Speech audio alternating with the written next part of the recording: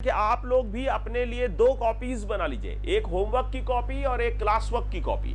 और class work की copy आपको जरूर रखना है और उसमें आप नंबर बाय नंबर, भले ही आप पूरा नोट ना करें लेकिन फिर भी, जैसे मान लीजिए आपने को मैंने फर्स्ट हेडिंग लिखा कि भाई ट्रिग्नोमेट्रिक फंक्शन, जो मैं फर्स्ट हेडिंग लिख रहा हूं वो लिख लीजिए वहां पे।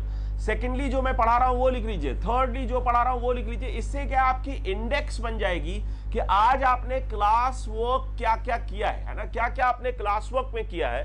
और होमवर्क में भी जब आप सॉल्व करोगे तो होमवर्क की कॉपी में एक इंडेक्स जरूर बनाइएगा।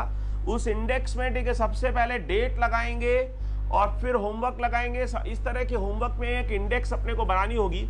डेट लिखिए, फिर उसमें डीपीपी नंबर लिखिए या होमवर्क टाइप लिखिए। कभी आपका डीपीपी होगा, जैसे मान लीजिए डीपीपी 1 आ गया, अब उसमें से जो गुड क्वेश्चंस हैं, जो गुड क्वेश्चंस हैं वो यहां पर लिखने हैं और जो आपके डाउट्स हैं वो यहां पर लिखने हैं। क्योंकि जब आप टेस्ट के लिए अपीयर होगे, जब 15 दिन बाद 20 दिन बाद आपका जब टेस्ट होगा या जब जेई के पहले आपको रिवाइज करना होगा, तो इतने सारे क्वेश्चंस अपन सॉल्व करते हैं। मान लीजिए अपने पास ठीक है 30 into 3 एवरी सब्जेक्ट में, पीसीएम तीनों के तीनों सब्जेक्ट में 30 टॉपिक्स होते हैं, समझिएगा।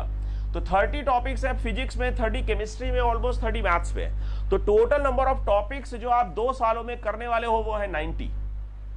अप्रोक्सीमेटली 11th के स्टूडेंट्स जो हैं वो 2 इयर्स में जो काम करते हैं वो 90 टॉपिक्स करते हैं। In every topic you will be solving minimum 200 questions, जो कि आपको डीपीपी और शीट के थ्रू मिलेंगे।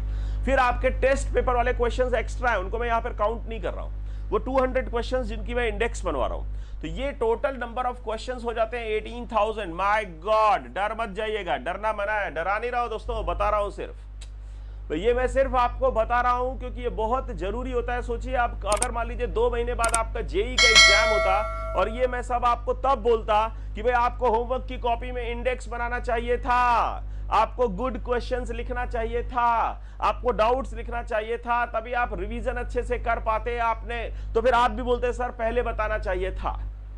तो सिंपल सी बात है कि इतनी सारी चीजें स्ट्रैटेजी का पार्ट है, जो कि धीरे धीरे अपन हर लेक्चर में थोड़ी थोड़ी कुछ कुछ चीजें डिस्कस करते रहते हैं कि कैसे पढ़ाई करनी चाहिए या क्या करना चाहिए। डिफरेंस ये जरूरी होता है, लेकिन ये भी बहुत जरूरी होता है क्या नहीं करना चाहिए। क्लियर? तो डूज एंड डोंट्स दोनों पता होने चाहिए। क्या करना चाहिए, स्टडी कैसे करनी चाहिए, लेकिन कैसे स्टडी नहीं करनी चाहिए। तो एक और बात सुन लीजिए, बिस्तर पे बैठ के कभी नहीं पढ़ना चाहिए। बेड सोने के लिए होता है। Always study on table chair. Table chair भगवान ने तो नहीं, इंसान ने ही बनाई है, बट टेबल चेयर पढ़ने के लिए बनाई गई है। बेड सोने के लिए बनाया गया है। और बहुत सारे बच्चे अपना बेड पे पिल्लो इल्लो लगा करके और बस एकदम पढ़ते हैं, थोड़ी देर पढ़ते हैं, फिर थोड़ी देर खत्म। क्लियर? तो एक्चुअली ठीक है, ये सारे पोस्चर्स का खेल होता है। जब आप तपस्या के लिए जाते हैं तो आपको लेटना नहीं होता है और पढ़ाई एक तपस्या की तरह होती है। क्लियर? तो अपन ठीक है, यहाँ पे 18,000 क्वेश्चन होते हैं। अब इन 18,000 क्वेश्चंस को आप 2 महीने में रिवाइज नहीं कर सकते, इसलिए यहाँ पे गुड क्वेश्चंस और डाउट्स आपको लिखने होते हैं, जिससे कि ये 18,000 क्वेश्चंस अप्रोक्सीमेटली 5,000 क्वेश्चंस में कन्वर्ट हो जाते हैं। क्योंकि जो आपसे क्वेश्चन एक बार बन जाता है वो हमेशा बन जाता है। याद रखिए, जो एक बार बनता है, पहली बार बनता है, वो हमेशा बनता है, उसको यहां पर लिखने का जरूरत नहीं है।